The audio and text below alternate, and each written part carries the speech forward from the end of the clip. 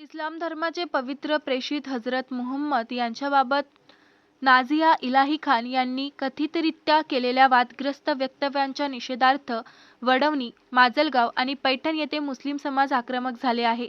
तिन्ही ठिकाणी प्रशासनाला निवेदने देत संबंधितांविरोधात कायदेशीर कारवाईची मागणी करण्यात आली आहे. निवेदनात भारत हा विविध धर्म, भाषा आणि संस्कृतीचा देश असून सर्व धर्माच्या श्रद्धा आणि धार्मिक भावना जपणे प्रत्येक नागरिकाचे कर्तव्य असल्याचे नमूद करण्यात आले आहे.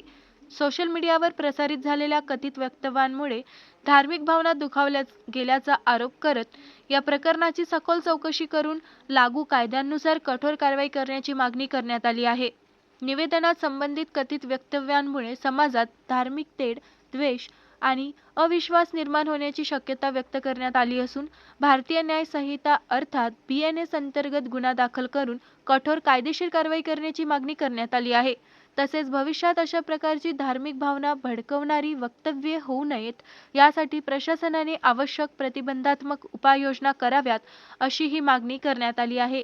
तिन्ही ठिकाणी मुस्लिम समाजाच्या प्रतिनिधींनी आपण कायदा व संविधानावर विश्वास ठेवणारे नागरिक असल्याचे स्पष्ट करत प्रकरणाची निष्पक्ष चौकशी करून कायद्याच्या चौकटीत योग्य ती कारवाई करण्याची मागणी प्रशासनाकडे केली आहे.